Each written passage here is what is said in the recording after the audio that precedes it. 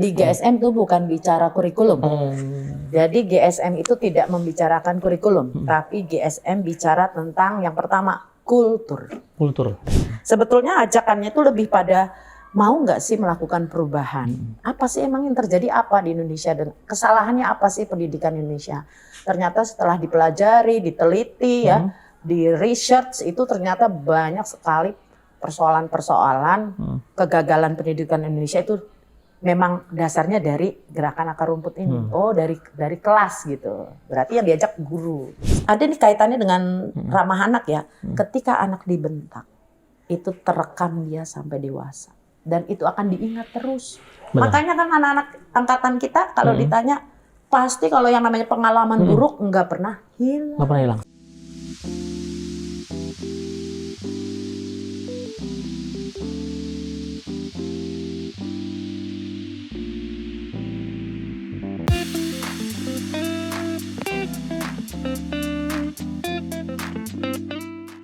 Assalamualaikum warahmatullahi wabarakatuh. Waalaikumsalam warahmatullahi wabarakatuh. Tuh, udah ada kali ini biasanya saya nggak ada yang jawab nih, tapi alhamdulillah samping saya sudah ada yang jawab. Pokoknya ketemu lagi sama saya di Bincang Sahabat. Jangan lupa Rais Endut nih ada di sini, yang biasanya kalau ngomong ngelawur kemana-mana, pokoknya ini dia nih orangnya. Tapi kali ini saya nggak mau ngawur ngomongnya, karena apa? Saya ketemu sama bintang tamu yang luar biasa. Jauh ngambilnya juga ini. Jauh dari rumahnya, makanya buat saya ini luar biasa. Hari ini kita mau ngomongin masalah sedikit lagi kalau nggak salah nih, tanggal 25 November itu akan ada yang namanya ulang tahun PGRI. Ulang tahun PGRI yang ke-77. Nah, saat ini saya sudah punya bintang tamu yang salah satu orangnya adalah di bidang ini nih, di bidang keguruan. Cuma prestasinya yang luar biasa sampai saat ini. Nah, sudah ada, kita langsung aja kita sambut. Inilah, silakan Bu Wiwi Budiarsi SPD. Assalamualaikum Bu Wiwi. Waalaikumsalam Pak Rais. Apa kabar Pak Rais? Alhamdulillah Bu Wiwi. Terus sama Bu Wiwi ini saya tegang banget ini sebenarnya. Nah, ketemu Bu ambil Wiwi. napas panjang, lepaskan. Ini kayak orang beranak Bu. Karena memang, aduh, saya baru ini ketemu apa ya, bintang tamu yang buat saya itu bermakna banget. Ya, soalnya apa ya, kalau namanya masalah guru, aduh, saya ingat masa lalu jadinya. Jadi agak takut sedikit jadinya kalau ketemu guru gitu. Tapi alhamdulillah saya udah ketemu Bu Wiwi. Sekarang saya minta tolong Ibu silakan menyapa teman-teman kita, sahabat-sahabat kita yang ada di sana. Assalamualaikum warahmatullahi wabarakatuh. Apa kabar sahabat? Bincang Sahabat semuanya. Kita hari ini, saya nih diundang sama Pak Rais. Katanya dia sih mau ngajak ngobrol nih, terkait dengan apa Hari Guru. Ya, sebentar lagi tanggal 25 November. Ya mudah-mudahan perbincangan kita hari ini bisa menginspirasi teman-teman lain, menginspirasi siswa, menginspirasi para guru, atau mungkin juga bisa menginspirasi para pemangku pejabat. Luar biasa. Tuh, sahabat, baru ngomong begini aja, rasanya, aduh, saya udah gemeter gitu, karena omongannya udah, aduh, gimana ya, saya nggak bisa meluangkan dengan kata-kata. Tuh. Ya Ibu, aduh, saya mohon maaf nih kalau nanti saya mau bertanya-tanya sama Ibu. Mangga, silakan Pak Rais. Alhamdulillahirrahmanirrahim, dikasih permisi jadinya. Terkait ini Bu, tadi profesi Ibu ini kan adalah sebuah guru. Ya. Kira-kira sudah berapa lama Ibu jadi guru? Saya sudah jadi guru dari sejak lulus kuliah tahun 92. 92. Dulu sempat ngajar di sekolah swasta. Sekarang mendapat amanah di sekolah nasional di sini di Pondok Kacang Barat 3. Ya mungkin kalau dari tahun 92 kira-kira udah 30 tahunan lebih ya. 30 tahun lebih jadi guru. 30 tahun coy. Berarti rata-rata kalau jadi guru pada awet. awet muda Bu. Jadi guru di situ. Awet muda gitu ya Bu. Sekarang awet tua.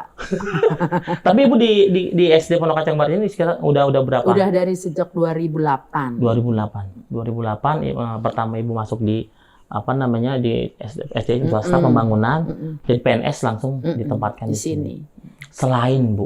Selain Ibu jadi guru apa kegiatan Ibu sehari-hari? Iya, memang saya tuh ada kegiatan lain ya, tapi bukan bekerja di sekolah lain, bukan. Jadi kalau mengajarnya tugas sebagai guru utamanya memang di sekolah ini. Tapi saya memang punya aktivitas-aktivitas yang terkait dengan pendidikan itu di sebuah komunitas namanya ya. Dulu tahun 2013 sampai 2017 sempat saya bergabung dengan teman-teman sesama guru, kepala sekolah pengawas itu di USAID Prioritas. USAID Prioritas itu lembaga swadayanya masyarakat Amerika yang ingin membantu untuk meningkatkan kompetensi guru yang ada di Indonesia. Dulu Ibu gabungnya sama teman-teman untuk memfasilitasi, jadi menjadi fasilitator bagi para guru yang ada di daerah-daerah, terutama di Banten, karena dulu fasilitatornya per daerah. Kalau yang sekarang aktifnya di komunitas gerakan sekolah menyenangkan. Gerakan sekolah menyenangkan. Pernah dengar Pak Rais? Saya pernah dengar ya. Gerakan sekolah menyenangkan. Berarti GSM Ibu ya? Iya, GSM. Terus selain itu juga ada lagi selain di GSM ini Ibu?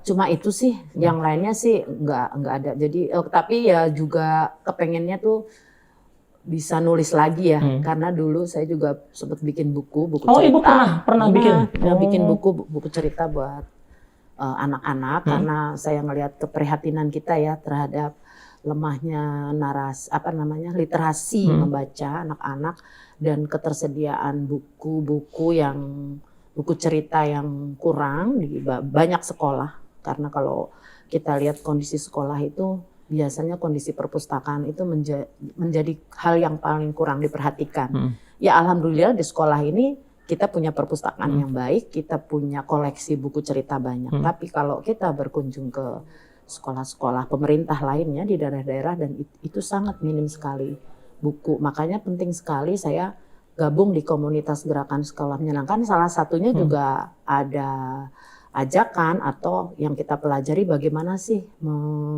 mengajarkan atau memotivasi para guru untuk bisa meningkatkan kemampuan literasinya siswa-siswanya. Gitu.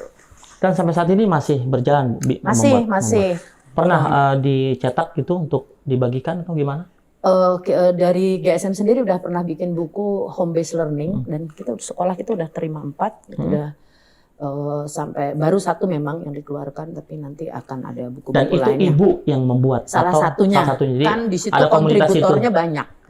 Kalau yang terakhir kemarin saya gabungnya di kontributor membuat modul project sama teman kita ya, Bu Parwi, bergabung dengan teman sekolah penggerak di Kemendikbud untuk membuat sebuah modul project supaya guru-guru se-Indonesia itu bisa menggunakannya. Karena udah di-upload di platform Merdeka Mengajarnya, kurikulum Merdeka.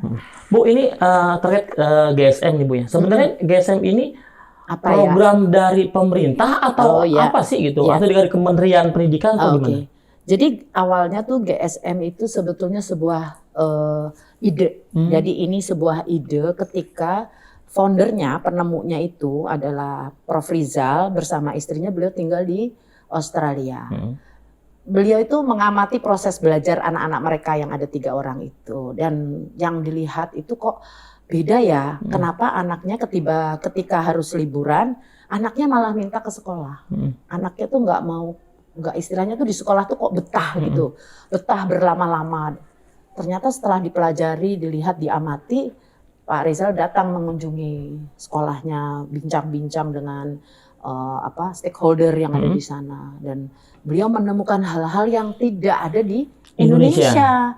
Anaknya bisa nyaman gitu. Oh ternyata ada sesuatu yang salah nih mungkin ya, yang ditemukan beliau di Indonesia. Nah ketika beliau pulang kembali ke Indonesia, menyekolahkan anak-anaknya semua juga bukan di sekolah mahal, tapi di sekolah pemerintah semua, di sekolah negeri.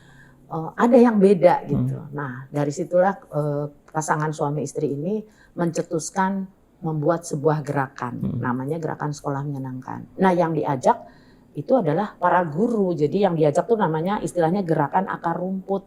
Gerakan Akar Rumput itu berarti yang diajak beliau adalah guru-guru yang mau melakukan perubahan. Jadi Gerakan Sekolah Menyenangkan bukan ciptaannya pemerintah. Oh, jadi bukan. Jadi sebuah ide atau gagasan dari kedua dosen ini yang ingin ada perubahan di sistem pendidikan.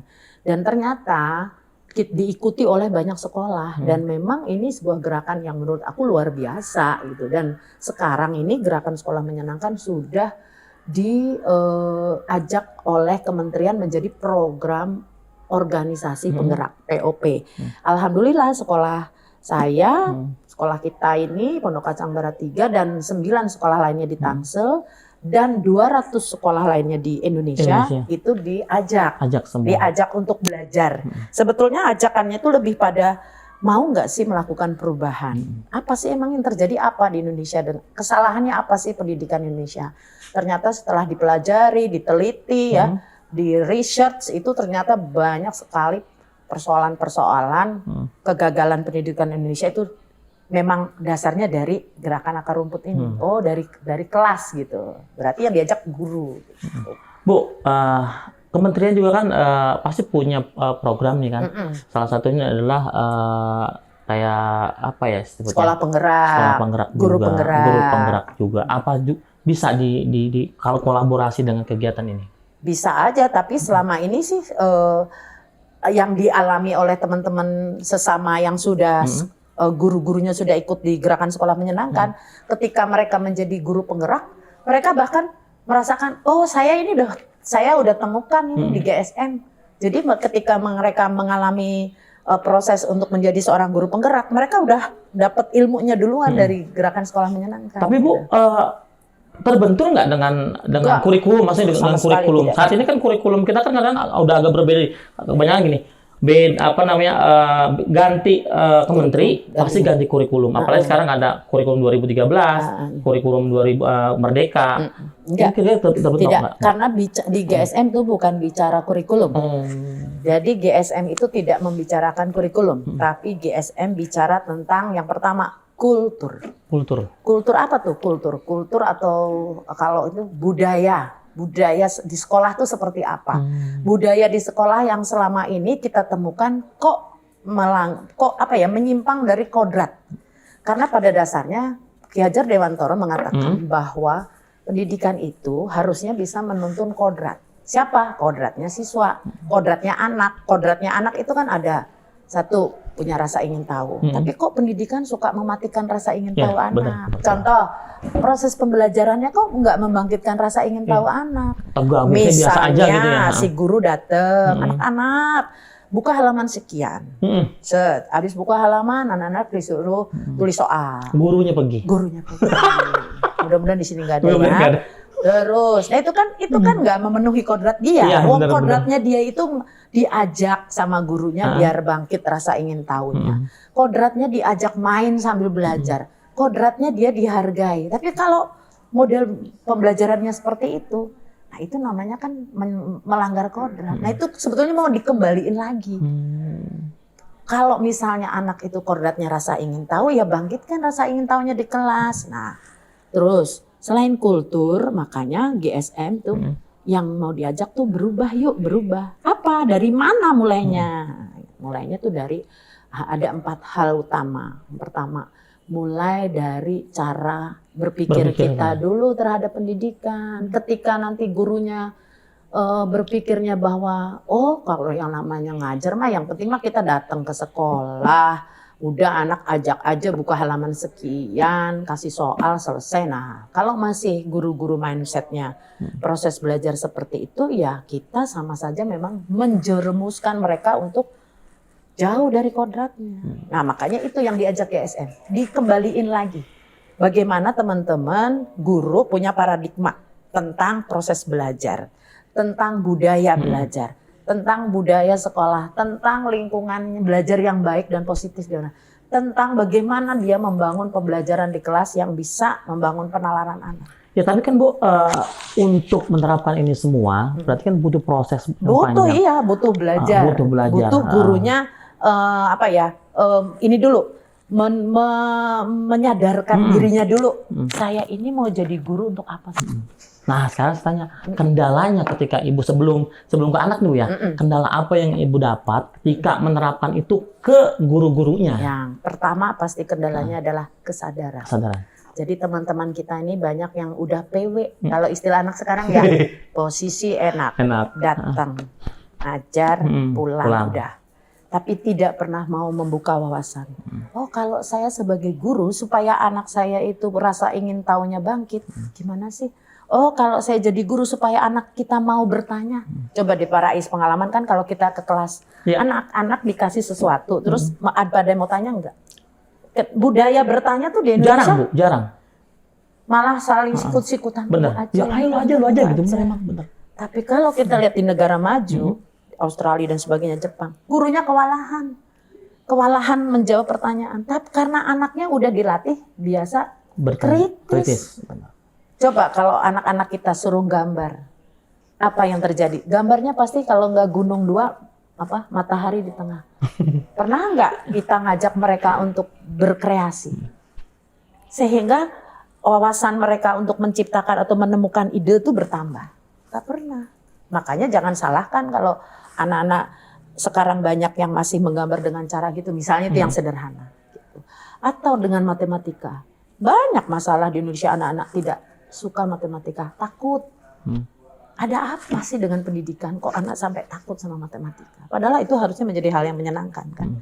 Kemudian pada saat proses belajar, pernah nggak anak-anak kita selalu kita dorong untuk selalu berkomunikasi dengan temannya?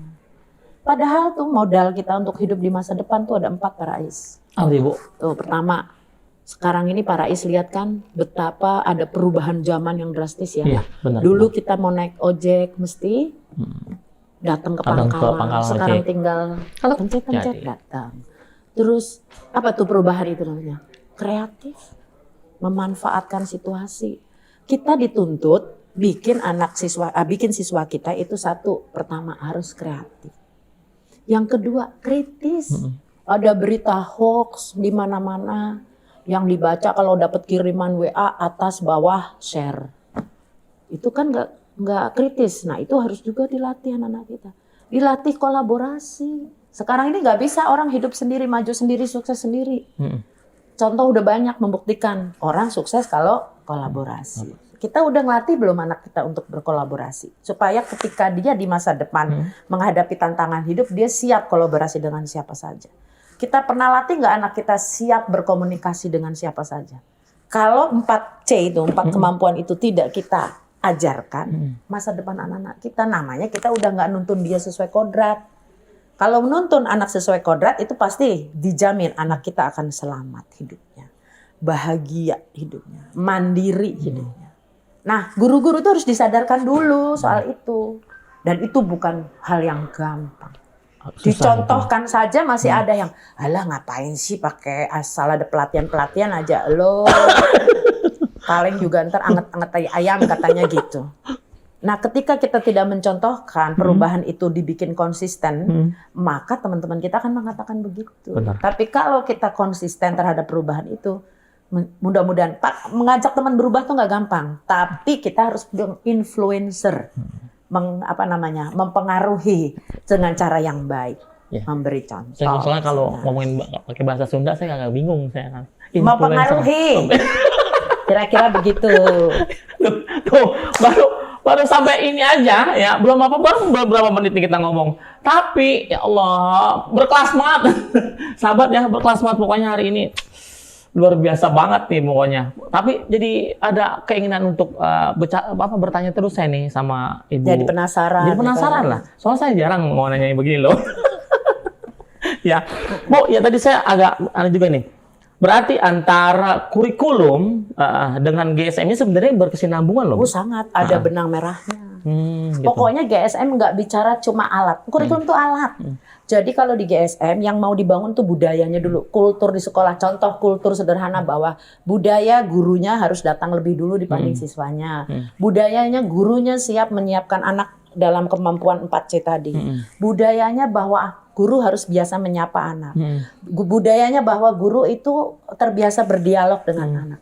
budayanya biasa menciptakan iklim menyenangkan buat anak. Nah, budaya itu yang harus diciptakan. Ya soalnya kan kalau dulu kan kita belajar nih matematika ya udah nih lu kerjain ini, lu begini. Ya, sekarang nggak begitu. Di GSM itu ada yang GSM itu tidak seperti itu Ibu. Iya. Jadi ada penalaran yang itu kreatif. Iya, kreatif, kritis. Harus seperti itu ya Bu ya. Terus bagaimana caranya Ibu ini kan karena GSM ini kan bagus nih. Terus orang tua juga kan harus tahu. Iya. Ya kan? Bagaimana cara Ibu mensosialisasikan ini ke orang tua? Yang pertama dirubah dulu diri kita. Jadi nggak bisa kita ngajak orang kalau kitanya nggak melakukan perubahan. Perubahan itu harus dilakukan dari diri dulu. Misalnya, dulu nih aku jadi guru galak banget ya. Dikit-dikit bentak, anak salah bentak, anak salah dihukum, anak salah dimarahi. Itu harus ada kesadaran dulu, harus ada istilahnya taubatan nasuha dulu. Oh iya ya, buat apa ya saya marah-marah sama? Buat apa ya saya ngebentak-bentak anak? Nggak ada gunanya. Yang ada anak malah bukan, ya tadi kodratnya dia untuk bahagia. Kalau kita marahin, kita ngilangin kodratnya. Jadi kesadaran itu harus ada dulu di dalam setiap personal seorang guru. Nih hari guru nih, mumpung hari guru. Jadi yang harus diajak itu perubahan dulu dalam diri. Oh iya, aku udah kenal GSM, maka saya harus melakukan perubahan. Mulai sekarang saya akan banyak sabar, banyak senyum, nggak lagi bentak-bentak anak, nggak lagi marah dia. Ada nih kaitannya dengan ramah anak ya. Ketika anak dibentak, itu terekam dia sampai dewasa. Dan itu akan diingat terus. Makanya kan anak-anak angkatan kita kalau ditanya, pasti kalau yang namanya pengalaman buruk nggak pernah hilang. Nggak pernah hilang. Sampai sekarang. Ketika ditanya Pak Rais punya pengalaman apa waktu di sekolah, pasti yang pengalaman diceritain yang buruk. Wah saya dulu pernah di ini sama guru saya pernah dipukul. Nah, waktu itu. saya Bu, ya Allah. Oh nggak harus banyak orang patah ya. Cedah, apa tuh dijepret. Cepat begini. Itu terkenang sampai sekarang kan. Nah, jadi harusnya kita rubah. Jadi kalau masih ada orang berpendapat, anak itu harus ditegasin, dikerasin. Ada yang bilang, wah dulu saya kalau ngajarin ngaji itu kalau harus ada rotan. Apakah itu berdampak baik pada anak? Dia menganggapnya masih ada yang nganggap, tapi buktinya anak sekarang. Tapi dendamnya dia nggak tahu, nggak pernah ditanya. Dulu perasaan kamu waktu diajarin ngaji sama gurumu terus sambil dipukul tangannya gimana rasanya? Pernah nggak kita tanya begitu? Padahal pasti jawabannya akan sebel banget aku digituin, ya kan? Nah, oleh sebab itu harus ada perubahan dari diri sendiri. Setelah ada perubahan, ajak teman yang mau loh ya, jangan memaksa orang yang belum mau berubah. Ketika nanti udah diajak satu lagi, sebarkan, sharingkan.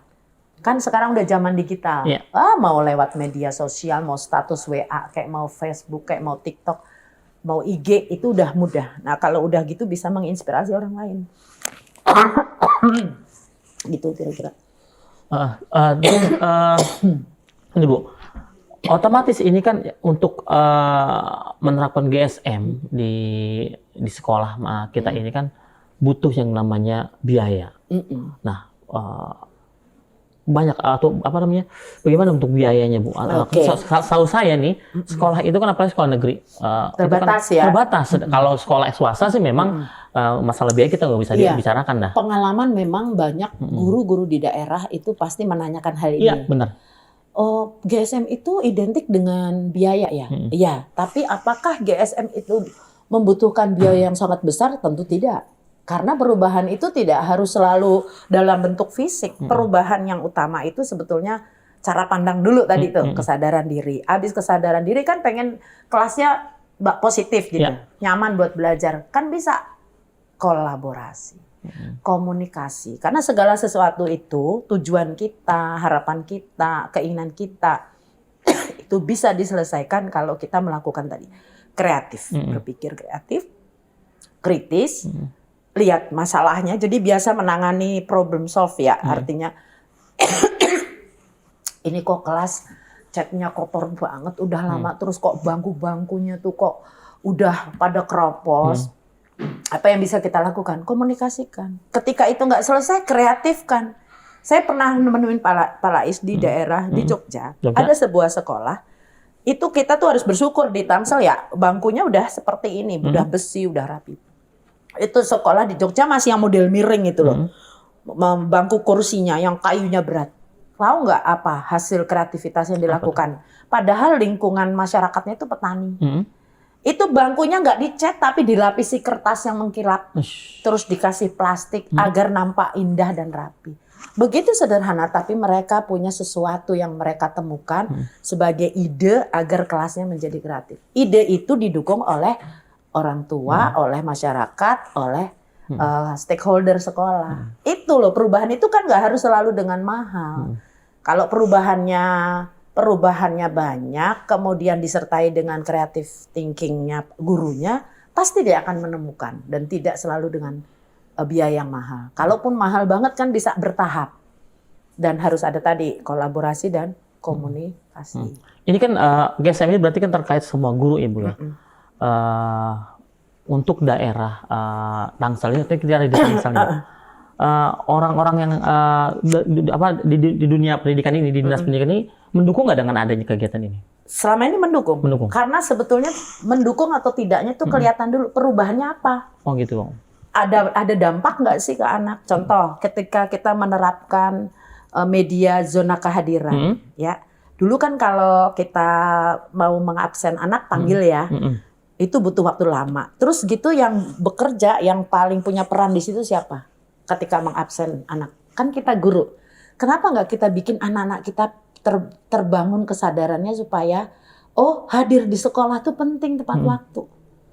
Jadi menumbuhkan disiplin bukan pakai dengan cara nasihat, tapi adalah dengan cara agar disiplin itu menjadi hal yang tidak ditakuti, tapi yang disadari bahwa saya memang perlu datang pagi kalau ke sekolah. Sebab kalau saya terlambat, saya ketinggalan, saya jadi deg-degan, saya jadi panik. Nah kesadaran itu yang di GSM itu yang mau dimunculkan tuh itu. Oh itu.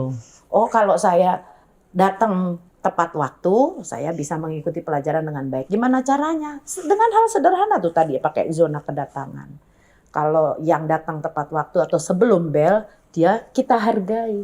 Di GSM itu ada nilai-nilai, yaitu menghargai setiap perubahan perilaku yang tadinya tidak baik menjadi baik, yang tadinya tidak disiplin menjadi disiplin, yang tadinya tidak bertanggung jawab menjadi bertanggung jawab, itu dihargai. Berarti sekecil apapun. Gurunya dituntut untuk kreatif Ibu ya? Kreatif. Nah untuk guru supaya kreatif, dari GSM ini ada nggak pelatihan-pelatihan? Ada. Dan itu didukung oleh Dinas Pendidikan juga? Sangat didukung. Sangat didukung sampai saat ini? Sampai. Kalau misalnya nanti nggak dapat dukungan pun, asal ada kemauan, ya misalnya ada sekolah nih, Pak Rais menemukan sekolah di daerah di Tangsel yang sekolahnya tuh nggak pernah kesentuh sama pelatihan. Tiba-tiba karena mungkin nonton podcast gini, wah jadi bagus juga tuh ya kalau saya ikut GSM. Itu boleh, nanti kita bantu para mentor di Tangsel, di daerah lain itu. Jadi GSM udah punya banyak teman-teman yang udah melaksanakan GSM, yang udah punya pengalaman. Karena GSM punya nilai 3 hal yang utama itu. Pertama, berubah. Berbagi. 3, berkolaborasi. Nah 3 nilai inilah. Jadi kalau di GSM tuh nggak ada yang namanya kompetisi. Oh sekolah yang sono lebih bagus dari sini, itu nggak ada. Nggak ada kayak gitu ya. Karena ketika mau berbagi, ajak sekolah lainnya. Apalagi sekolah-sekolah yang nggak pernah kesentuh dengan pelatihan-pelatihan guru, ajak. Jadi harus sharing, sering sharing. Harus sering sharing. Sharing itu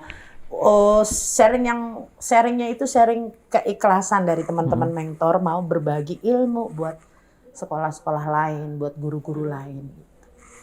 Nah, balik ke anak-anak nih Bu, otomatis kan anak-anak nih ya dituntut untuk nih GSM ini begini ya. Berarti Ibu harus memberitahukan bahwasanya GSM seperti ini ke anak-anak.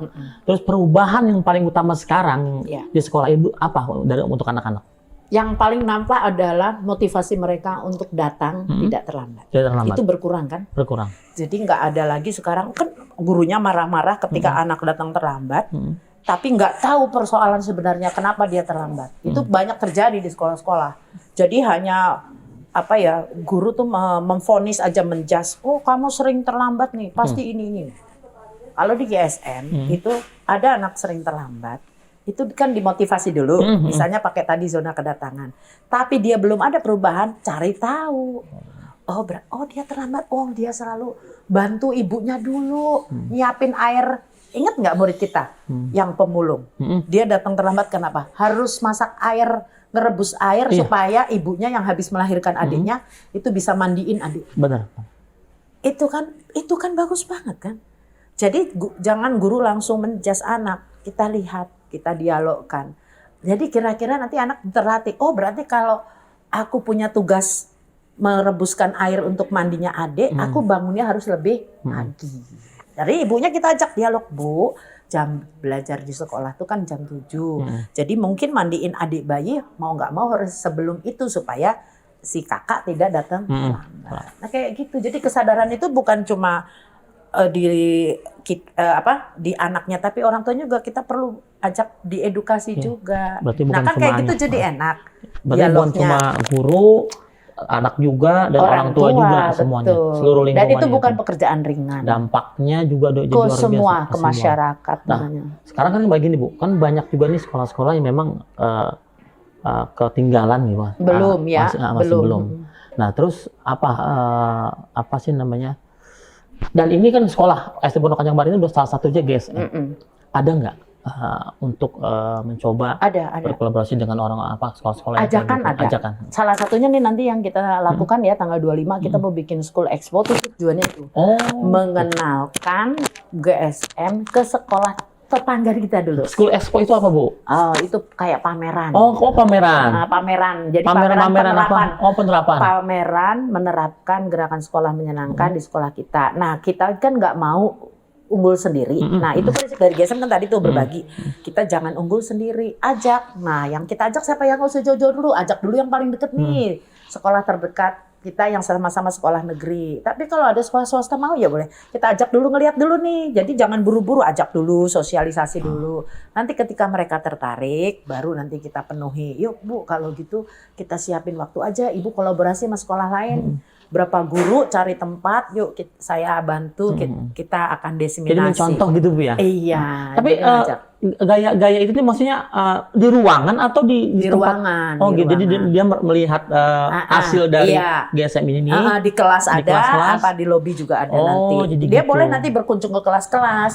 Sebetulnya kan teman-teman tuh melakukan perubahan kalau satu melihat secara nyata fisik. Gitu. Benar. Kita lihat perubahan dari hal sederhana. Ketika rame-rame kelas di mural, begitu ada yang share di media sosial, sekolah lain pengen ikut, kan mudah ngikut itu. Karena apa? Gampang dilihat. Nah, GSM bikinlah itu yang mudah dilihat oleh para guru atau teman-teman di sekolah. Jadi ketika mereka melihat sesuatu yang berbeda, oh itu dalam rangka apa ya kok di mural-mural, kira-kira apa? Kan anak-anak tuh kan nggak mau dong.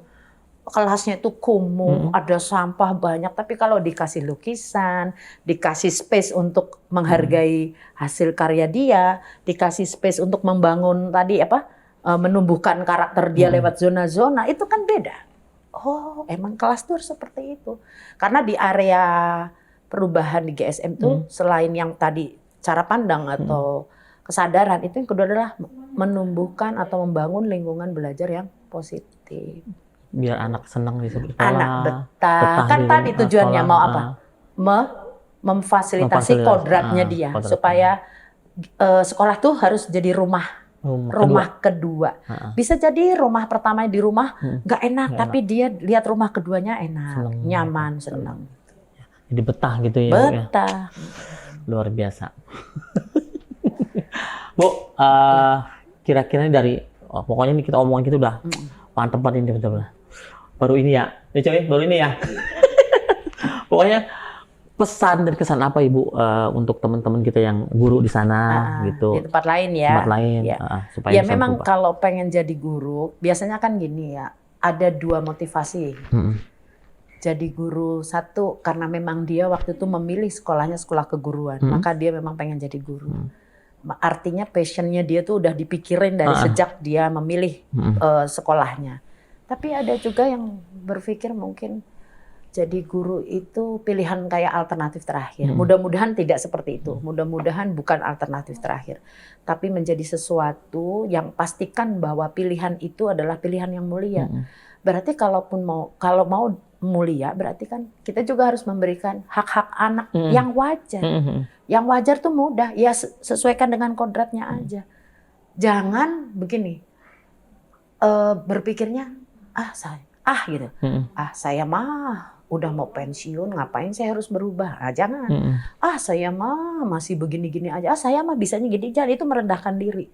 Nah, guru itu memang prinsipnya bukan hanya kemampuan mengajarnya, tapi kemampuan belajarnya dia. Belajar mengikuti perubahan zaman. Zamannya berubah sangat cepat, masa gurunya nggak mau berubah? Kan gitu. Ya. Jadi harapan Ibu nih di pas di HUT PGRI yang 77 apa untuk semua dah? Semua. Untuk semua teman-teman gitu ya? guru. Teman-teman guru. Yuk kita sekarang mulai menyadari bahwa ada sesuatu yang ada yang sedikit salah ini dalam sistem kita. Nggak usah nyalahin siapa-siapa. Jangan nyalahin kurikulum, capek nanti. Jangan nyalahin pemerintah, capek. Yang kita salahin kita dulu, refleksi diri dulu. Nih, refleksi dulu. Aku tuh udah melakukan apa sih sebagai guru? Gitu aja. Aku sudah melakukan perubahan apa? Terus aku sudah berbuat apa sih? Terus anak-anakku hasilnya seperti apa sih? Itu nggak usah jauh-jauh mikirnya, nggak usah sampai se-Indonesia. Mikirnya kelas kita aja nih. Kelas saya ini kalau begini melulu ini nggak sesuai zaman. Anak-anak saya juga kemampuannya begini-gini aja. Harus ada perubahan. Terus saya harus lewat mana berubahnya? Itu aja dulu. Jadi perubahan itu memang harus muncul dari dirinya dulu. Makanya GSM itu yang diajak itu adalah para guru. Karena kan memang ujung tombaknya pendidikan kan di guru. Mudah nggak sih Bu masuk GSM ini sekolah? Ya mudah. Mudah ya? Itu aja, cermati aja. Ikut aja, follow aja semua media sosialnya. Ada semua tinggal buka, baca-baca, lihat, amati, tiru, modifikasi. Ya gitu. Nggak susah, bukan hal yang susah.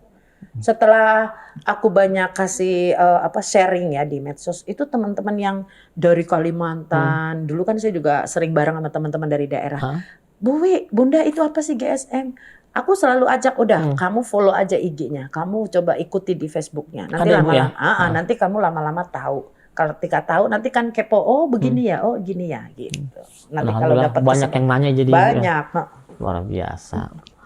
Udah hampir 1 jam lebih kita ngobrol sama Bu Wiwi. Terima kasih banyak Bu. Sama-sama. Hari ini sudah memberikan pencerahan buat saya juga. Selamat Hari Guru ya buat teman-teman semuanya. Ya Bu, mungkin mau ngasih. Tadi pokoknya selamat Hari Guru buat teman-teman semuanya. Guru-guru tuh orang yang hebat. Itu pilihan Allah ya. Kita tuh mendapat kesempatan menjadi orang yang paling mulia karena kita terus-menerus memberikan ilmu itu ke anak-anak kita. Belum lagi nanti kalau anak-anak kita meneruskan. Selamat Hari Guru semuanya. Terima kasih banyak Bu Wiwi udah ngasih motivasi. Sama-sama Pak Rais. Ya baik, sahabat. Cukup udah kelamaan gitu pokoknya udah karena saking asiknya. Pokoknya pantang terus yang namanya Bincang Sahabat di sini sama Rais, ya sama Rais Endut. Pokoknya udah kita terusin besok-besok lagi karena kita akan bertemu dengan bintang-bintang tamu yang luar biasa hari ini. Terima kasih. Assalamualaikum warahmatullahi wabarakatuh. Ya.